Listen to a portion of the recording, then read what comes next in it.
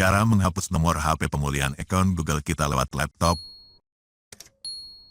Langsung saja klik ikon atau foto profilnya.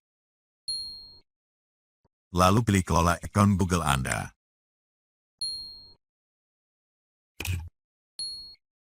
Kemudian buka bagian keamanan.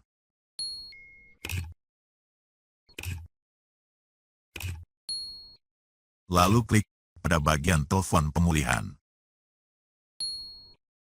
Klik ikon hapus ini. Nah, biasanya kita akan disuruh masukkan password akun Google kita terlebih dulu. Klik lagi ikon hapusnya.